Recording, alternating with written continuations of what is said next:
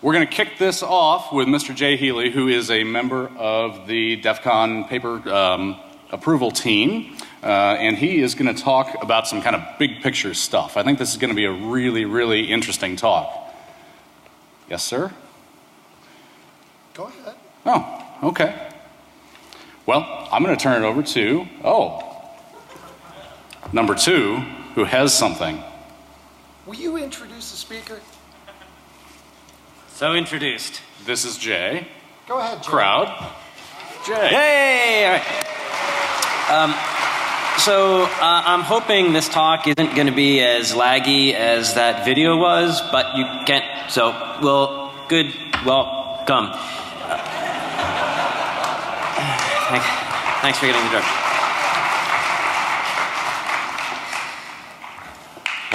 Sure. No, you take this one. Okay. Okay, so raise your hand if you're a first-time speaker at DEF CON. Hey, we have a winner! We have a little tradition here at DEF CON. First-time speakers must do a shot on stage.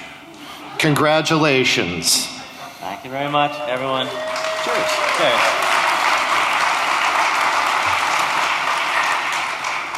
Thank you. Good luck. Have a good time.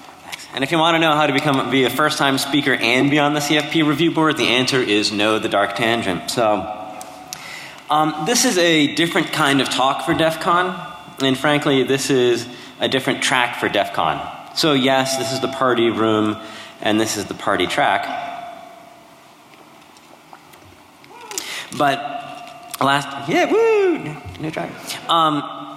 But the DT wanted something different. A new set of themes introduced to DEF CON. And if you came last year, if you read what he wrote in the program, it's not going to be a surprise, or what he wrote in this year's program. Last year, the Dark Tangent wrote in the program about how offense is overwhelming defense. And he mentioned in this year's how that's leading to a sense of helplessness. And the Dark Tangent and others have said we can't just submit ourselves to this helplessness. We all need to be part of the solution. And so when he's saying heck with us, he's not just saying take out your computers and go have fun. He's saying we all need to own part of this solution. And so a lot of the talks that you're seeing in track one have to do with that, how we can get our legs behind responsibility, or at least reasonableness, to make things better, because they're not. And that's what this talk is going to be about. So, and the reason that he asked me to do this talk and to be part of the CFP review board is there are all sorts of great efforts that are happening in this. Mine happens to be, I work for a DC think tank. We tend to do national security issues. So a lot of the other talks you're going to see here may be from I Am the Cavalry or the EFF, and they have their own lanes in this. Ours is to really look at the national security lane and look at this at big picture. So I've been part of the community, first came to DEF CON 9, was military signals intelligence, did some offense but mostly defense. Created the first military joint cyber war fighting unit in 1998. Set up the CERT at one of the big investment banks. Went on to the White House and was a director of cyber policy for the president, giving advice on these issues. And now I'm at a think tank, so we get to think and write on these issues. So this isn't a hacker movie, but I wanted to start out with with this great scene from the movie. So who knows which movie is this from? Okay. Yes, that's from Zoolander. And so what's happening here? It's gas fight. All right, I heard gas fight. Who said it over here? All right, Green. All right, come on up, Green. You get a free book. So this is my book. It came out last year. It's a history of cyber conflict. It's kind of like a military history of cyberspace. So yeah, this is the gas fight scene in Zoolander. And I wanted to lead off with this, mostly because I wanted you guys to be interested in what could be cool. You know, gas fights are cool. And so what happens? So what happens in the gas fight scene?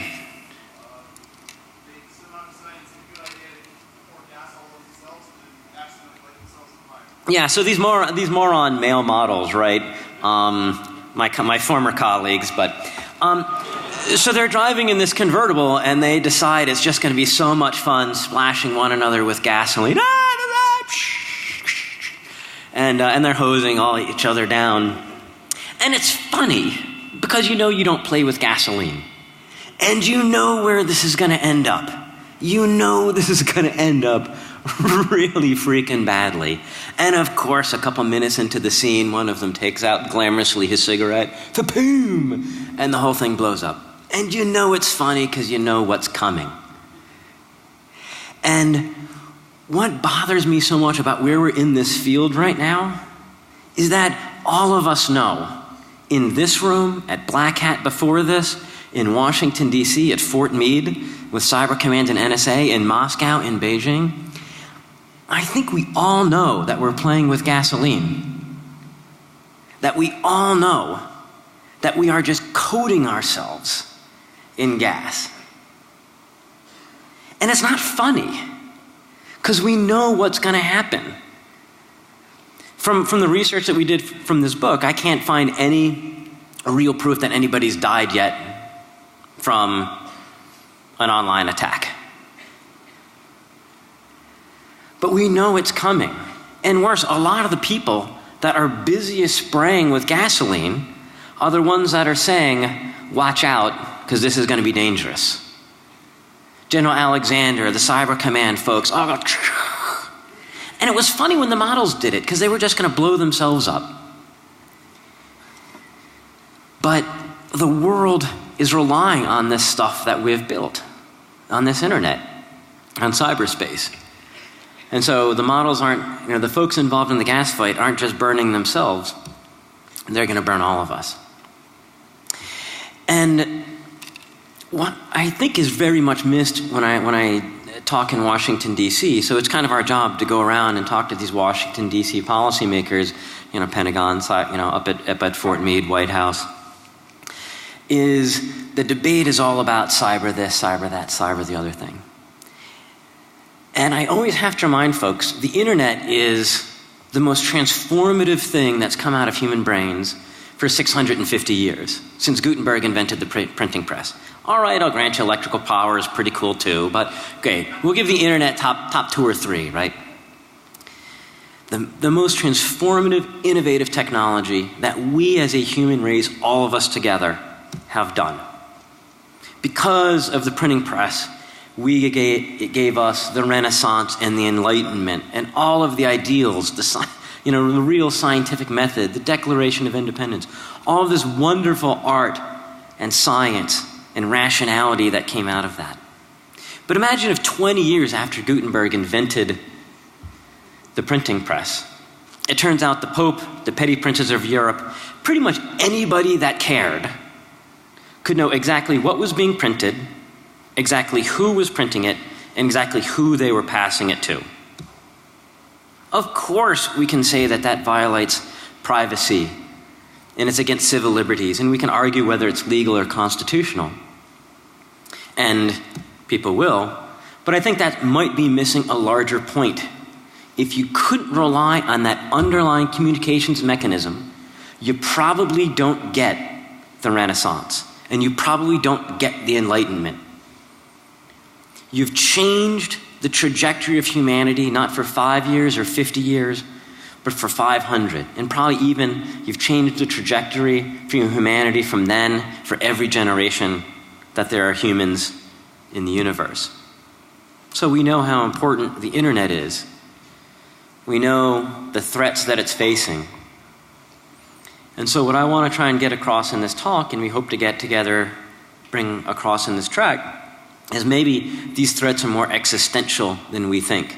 That maybe privacy isn't the main thing at risk here.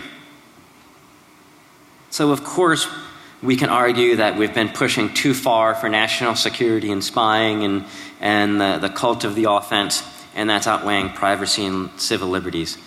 And by the way, who's a Douglas Adams fan? What's SEP mean? All right, now you got it first, book. Yeah, so I'll sign it afterwards. Yeah, that's someone else's problem, for me. I mean, in DC, I say I don't care about privacy and civil liberties, and of course I do, but I know Jennifer Granick has that. You know, I know EFF, ACLU, there's a lot of folks that are going to worry about that others have that voice. So part of my job in DC is to say, maybe we're making trade-offs for today's national security at the risk of our digital economy, our digital future, and these future trajectories. Because I can't walk into a 4-star general or to the White House and go in and talking about privacy or civil liberties. It's seen as muling. You've got generals and a militarized cyber power, which I came from, right? I'm an insider to this. And if you go into these hardcore trying to protect America from terrorists, you're not gonna win that by talking about privacy and civil liberties. If you say it's stupid national security policy, and here's why, you might have a better case. The argument that I'm trying to warm them up for is that we're making trade-offs between today's security and the internet as a whole, and in fact, our trade-offs now between security and the future possibilities until the end of humankind. And so I try and hit them with the punchline, is that when I hear in Washington, D.C., folks say, well, why should we stop? Nobody else is going to stop. And when I say, well, maybe the future is going to look very different, and they say, no, no, no, it's going to be fine. And how do we know that? Because how do we make these trade-offs? Whether it's in this community, with security researchers and hackers and the rest, in the Washington, D.C. policy community, everywhere in between in all the other capitals, to say, how can we make these trade-offs for better security now so that we're not going to miss out on future renaissances and enlightenments if all of us keep pissing in the pool? So when I say saving cyberspace, people say, well, saving from what? And it's great when you do history because it gives you all of these slides that other people, you know, other thoughts have come up with. And there's a slide from 1997, a Defense Science Board.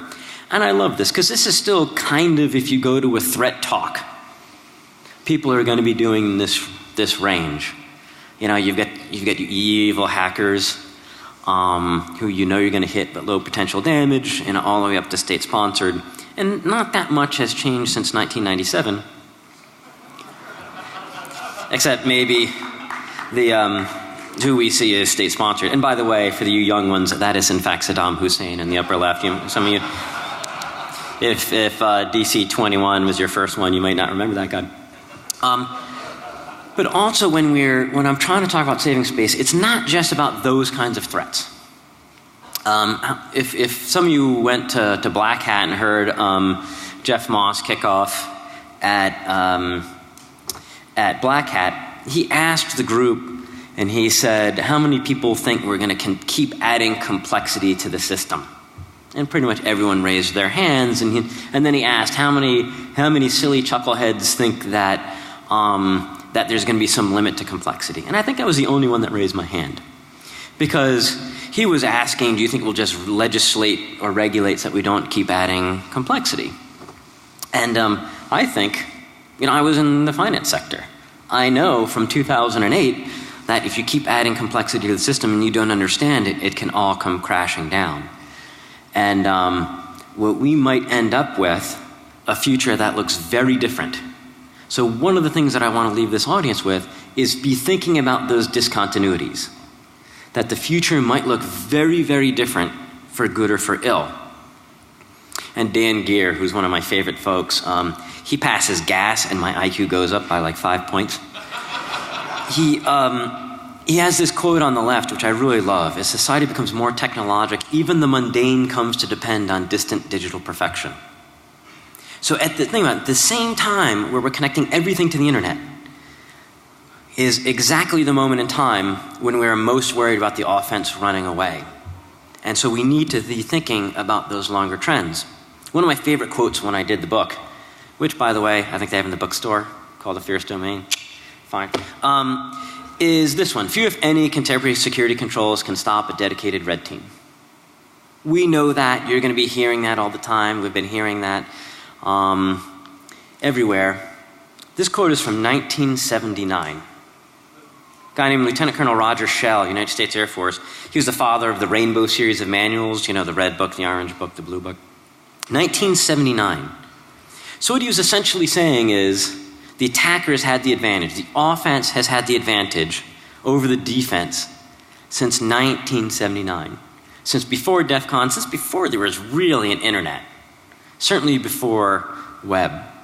Which means that if you do defense, if you're a computer security guy, what the fuck are we doing? Right? It means when I'm a glass half empty, I say nothing I've done has mattered. The billions that we've spent, all of the patents that we've done, all the vulns you guys have discovered is wasted. Now, when I'm glass half full, I say no, at least we're keeping some kind of stasis. The attackers are better, but at least they haven't run away with the field yet. In biology, they call this the Red Queen effect from Alice in Wonderland. You have to keep running faster just to stay in place. But how long can a system stay in balance? Year after year, decade after decade.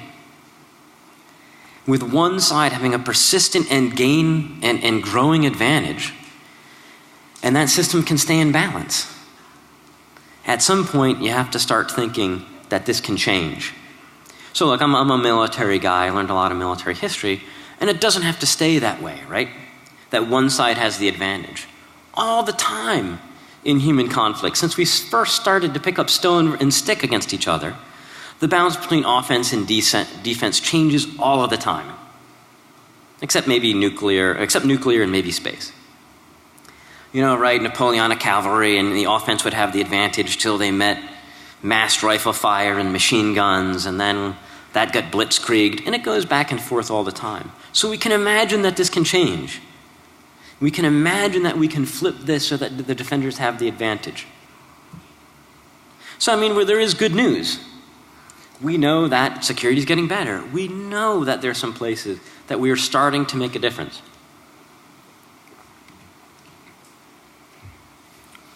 Unfortunately, we also know that the bad guys are running away with the field. And again, I love this Dan Gear quote. We're racking up personal bests, but the bad guys are setting world records. But maybe it's not just a simple straight line that the bad guys are getting better than us.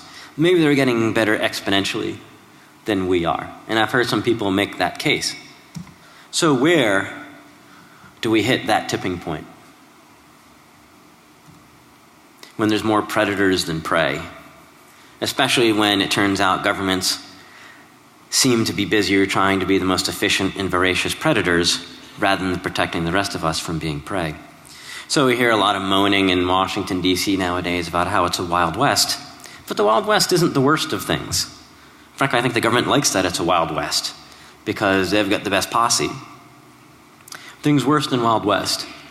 Right now, it's the attackers have the advantage, but you can imagine a place where the attackers have supremacy. And every time you try and put up a server online, every time a company tries to put up an online strategy, an e-commerce strategy, there's always some asshole with an AK-47 or with a machine gun on the back of a pickup truck that rolls by. It might not just be Wild West, it might be Somalia. A stable state where every time we try and get our act together, we get dragged down. So when I get asked for saving, I also come in and saving for whom?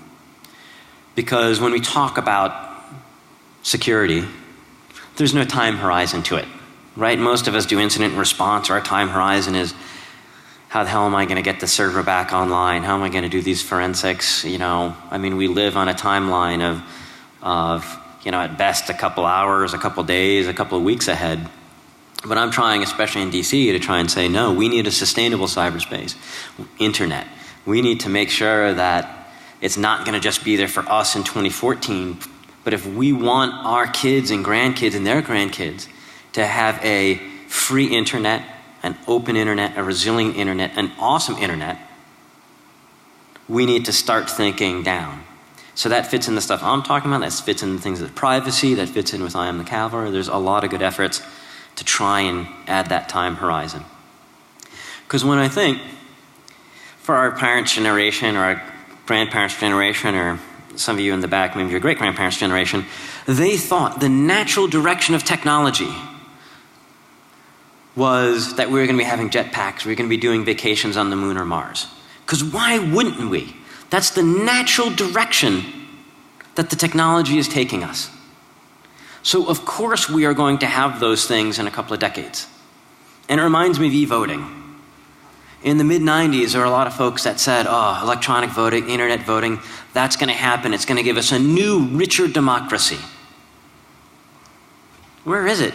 There's all these possibilities, all these technical possibilities that we're not going to get because we can't secure it. Smart grid, Internet of Things. There's so much of this that we can unlock. Embedded medical devices, driverless cars. If we don't unlock the security component, and I'm afraid we're going to look back at DC 42, and we're going to look back 20 years, and we're going to say, man, can you imagine that we thought we were going to have those cars? Good thing we chopped them up and we proved how insecure they were, and we'll never have gotten those. Or whatever technology it is you like if you don't care about driverless cars. You know, we're not going to get these renaissances and enlightenments that we could unlock with these technologies. So when it comes to solutions, to me, the only vision, if you care about the future of the internet, is to flip this around, to get defense better than offense, so that we've got the commanding heights and the assholes have the harder job. What we really want is to get D double crocodiles O.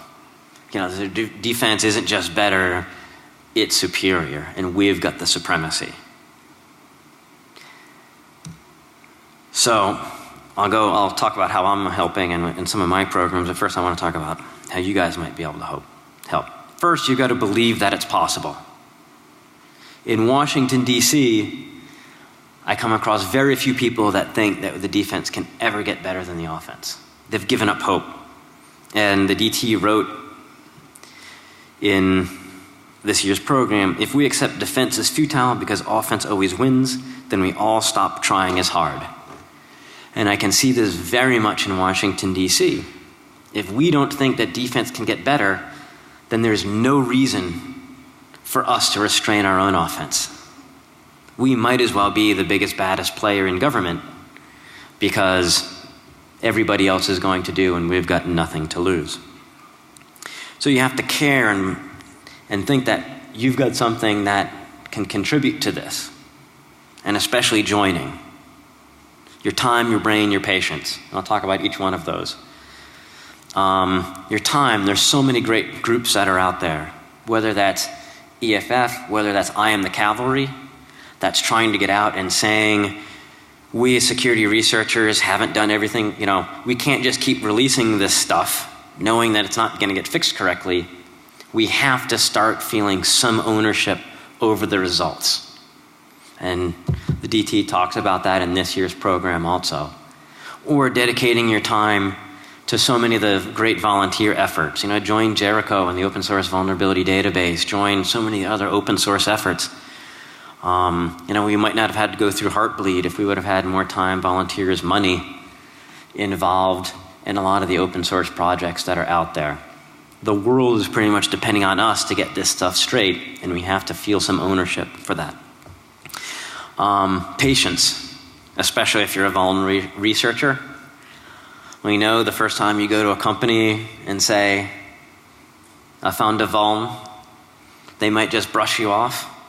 Have some patience with them. And we need to try and we need to have some patience, even when people don't understand what it is that we're trying to do. Last is always trying to measure. I come across this with security researchers a lot. Folks that say we need Washington, D.C. to understand the importance of what we do so that they don't criminalize the kinds of things that we do. There's a great panel at Black Hat of saying if you see something, say something, should apply to our field too, and we shouldn't run into the CFAA and other laws. But the stuff that we're doing really matters. Or you that's doing as vuln researchers. So, to me, when I say, how do you know as a security researcher community that you're making a positive difference? That you're helping the defense more than you're helping the offense? And I get anecdotes. Oh, well, there was this one time, and I knew this guy. And the role of importance that we're having in society and the digital future and what we're all trying to build together, we need to start moving past anecdote to being able to measure and showing the difference that we make. And anecdotes aren't going to cut it anymore. Now, obviously, not everyone's going to measure it, not everyone can feel ownership, not everyone is going to want to dive into this, but there are a lot of great efforts and a lot of ways that you can dive in. What I'm trying to do on the Washington, D.C. side is much more focused on policymakers, and guys at the White House, at the Pentagon, at the State Department, is trying to push the idea of sustainable cyberspace, trying to push the idea of getting better defense better than offense. The way to do that is to try and work at scale, to try and do things once and have them succeed a million times or billion times. And you'll see some of that coming up in this track in this room today. For example, I'm really interested in multi-compilers and things like that, where you can take away entire classes of attacks that no longer succeed, instead of just trying to always patch and always being behind the bad guys. I'm really trying to convince DC that they are not as much of the solution as they think they are.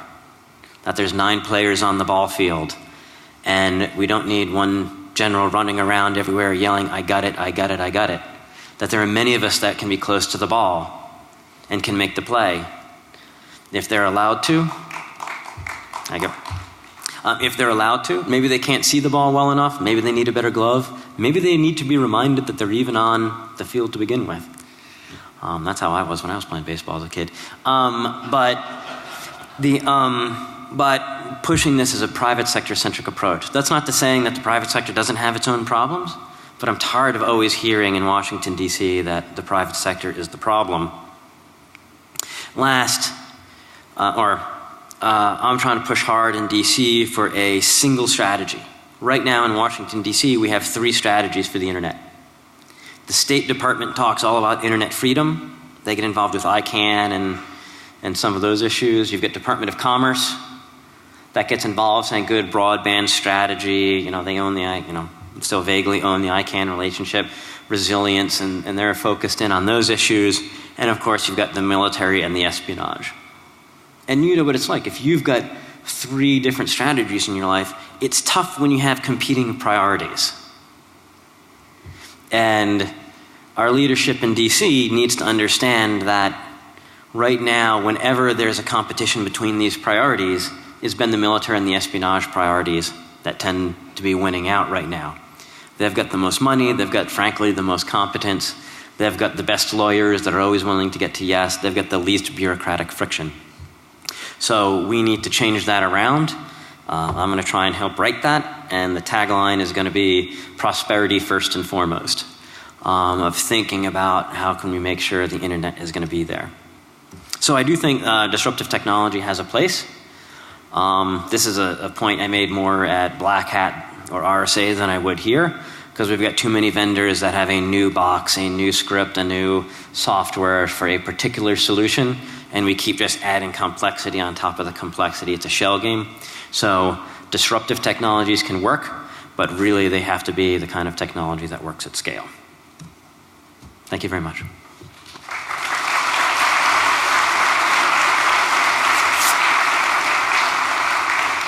So that gives more time for shots and for Q&A. I think probably, I don't know who's running the room. Okay, I see. Yeah, please go up to the mic so that we can make sure we get on the video, and I'll go to my right here. And if you guys are all buying me shots, please make it, try and coordinate on the same kind of alcohol. It's not, okay. So the central question is whether or not we're asking the right question, defense or offense. The first thing you learn in military history is a doctrine that says anybody that does merely defense is inevitably going to lose the battle or the war. We've stuck with this for a long time because of legal issues and issues about rules of engagement, but that seems to be shifting with the cyber command in the U.S. military, starting to attack some of the nation-state-based APT teams. So I think that the entire formula changes once you start going on offense yourself, because now you can disrupt the offense that's attacking you. And you can also, to use an example from military history, do what China always did. Don't try to stop them at the perimeter. Let them come in. Let them exhaust their own resources trying to take over. So there's all kinds of ways to create obfuscation and resource exhaustion in defense. Certainly we want to change the work factor between the offense and the defense. We want to raise the work factor, and one way that you can raise their work factor is to try and disrupt them. And I'm a fan of that when I'm in my moments that says an armed society is a polite society, but I'm not convinced that we get at scale defense better than offense by attacking back. Defense doesn't have to be hard, we just suck at it. And one of the reasons now why the Department of Defense is being more offensively minded is they can't defend their own systems as well as they like. And so I am not a fan of saying, as an enterprise, an individual corporate enterprise, or as a armed military with uniformed people, with an American flag patch on their shoulder, saying that we should go ahead and do disruptive attacks because we're not very good at defense. It has a role. I'm a cyber conflict, cyber warfare kind of guy. Cyber. So it's got a role, but we're defaulting to it because we suck at defense. And that pisses me off. We got to go back and forth. You can find me afterwards. Yeah, and let's go on my left side here. So for the technologies that we should be developing to help out with this, do you have any particular recommendations? Are we thinking like large-scale mixed networks in order to anonymize, or should we be looking at very sophisticated, intelligent, automated analysis of code before something even gets deployed to remove vulnerabilities? What do you feel is the best way forward that we can help develop? Yeah, it's a great question, and some of you guys that are closer to the technology than I've gotten in DC can have better answers. But the kinds of things that we can take off entire classes of attacks, and I'm not convinced we have to do deep packet inspection for that. If the world's internet, if the world's ISPs were run as cleanly as, say, Scandinavian ISPs, we would have a lot less problems. Oh man, spotlight on you, look at that. We would have a lot fewer problems. So I'm really interested in metacompilers. I'm really interested in, we've got a couple other talks that are going to be in this track that are really hitting that. I think focusing on ISPs, it doesn't even necessarily have to be technology. It's just ownership and a willingness or responsibility to no longer pass the trash. So it's not crazy in Washington, D.C. to talk about zero nuclear weapons, even though we can never get there. I'd love to set goals of saying, good, let's get ourselves to zero botnets. We can do it. I mean, if we said, everybody come to the table and we're going to try and get botnets out of the system, we could do it if we wanted to. So actually, I'm very curious. One of the reasons I'm here is to find out what are some of these other attacks attacks that we can just take out, entire classes of attacks. Whether it's buffer overflows or race control. I mean, let's just take this stuff out. If you're interested in getting to a private sector solution, how do you incentivize the public to be willing to pay for sort of security over functionality? Yeah, good to see it. It's a great question. One is to look that we've got different parts of private sector. Washington, D.C. tends to paint it, it's all private sector. And there's a couple things that I would do. One, I would want the Department of Homeland Security to set up a program of grants.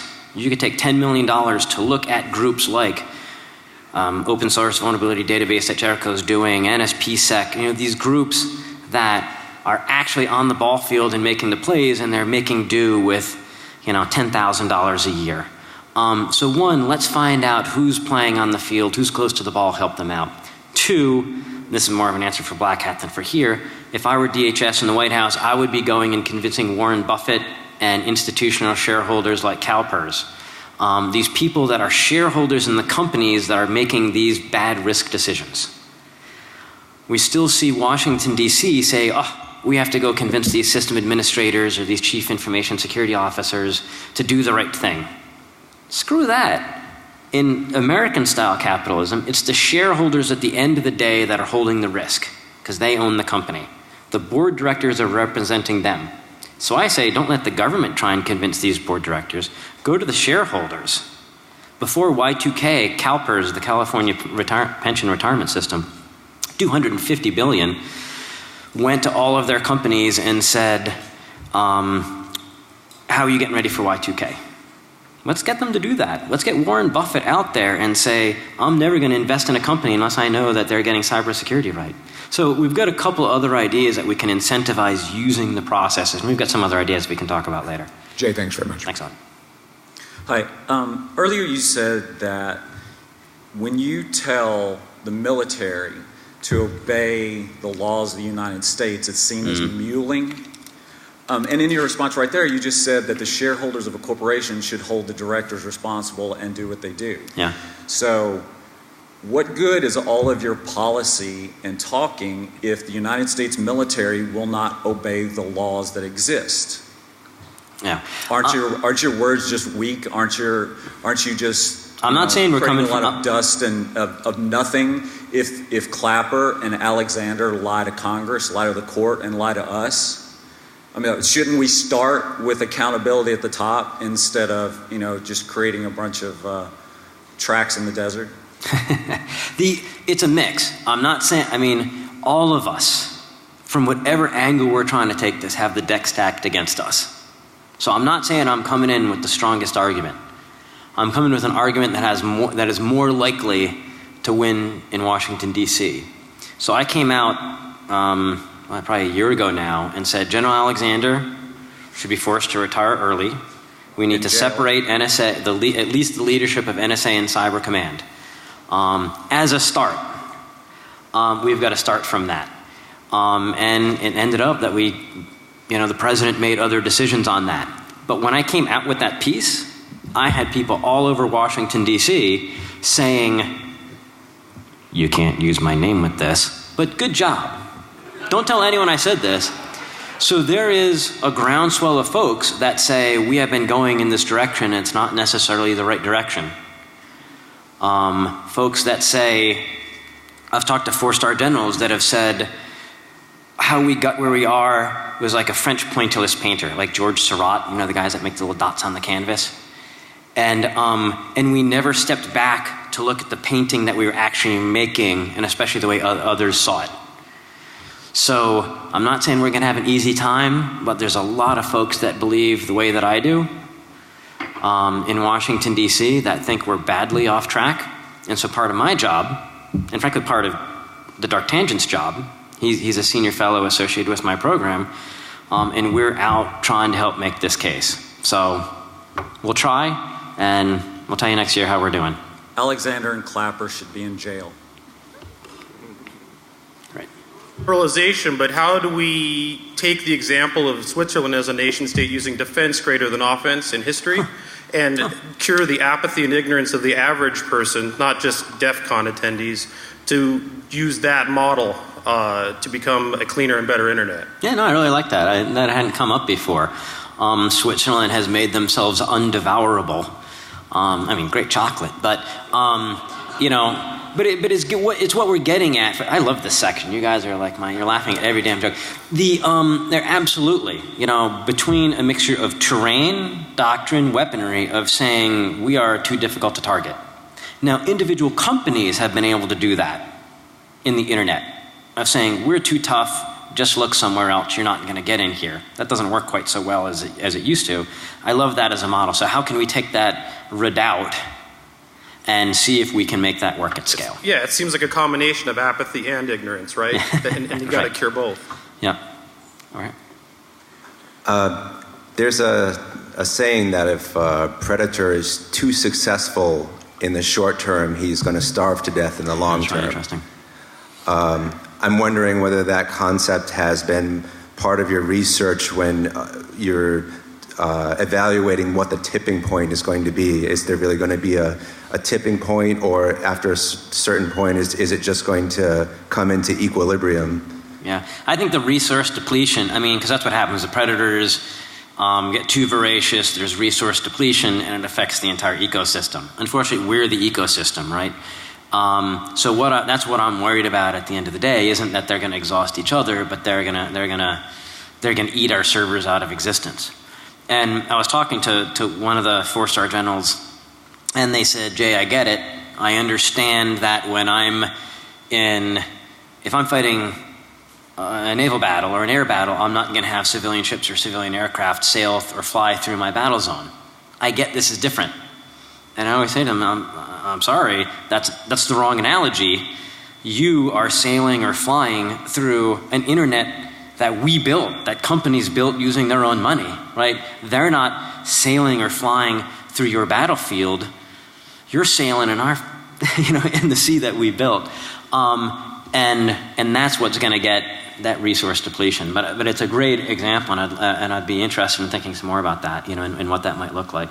Go to my right here, and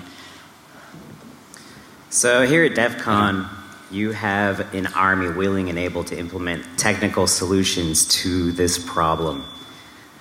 But on the societal and political fronts, what does the army look like? Are they weak? Are they strong? Is there a strategy? There's not a strategy yet. That's part of what I'm trying to bring together. That's part of what the Dark Tangent's trying to bring together. When he talks about why he spends time in D.C., he says he's trying to social engineer Washington, D.C., kind of learn their ways so that he can manipulate them. So you've got a lot of folks, some at the White House, some at the Department of Homeland Security, and other places. And so it's starting to come together, but I think it's still not an army yet. And the more that we can hear the voices from the community, like for example, in Germany, you've got the Chaos Computer Club, I was just being told the other day, has a much stronger role. In other countries, some of the companies have a role in governance, and we're not going to get that there. So is a technical solution enough? Oh God, I don't think so. I don't think we can invent our way out of this, because the governments, all governments, and I'm sorry guys, I'm not going to be able to get to you where I just got the 1 minute. I'll be around afterwards. The coercive power of governments right now is winning. And I'm not saying, by the way, governments are the only threat. They are amongst the threats that we're facing. But the coercive power of governments is showing itself again and again to be superior here. And it isn't just in this field. If you look, for example, across the Arab Spring, if you look across all the revolutions, it was people spouting liberty and freedom, and force cannot bring us down, and nothing was ever won with a bayonet. And now they're finding in Egypt and in Libya and so many other places that no, the bayonet does sometimes have the last say. So we as a community can't just sit back and say, well, our free speech is going to win out in the end, because it's not necessarily. The government has a lot of coercive powers. China and other governments have way more coercive powers. So I don't think we're going to be able to invent our way out of this. Thank you very much.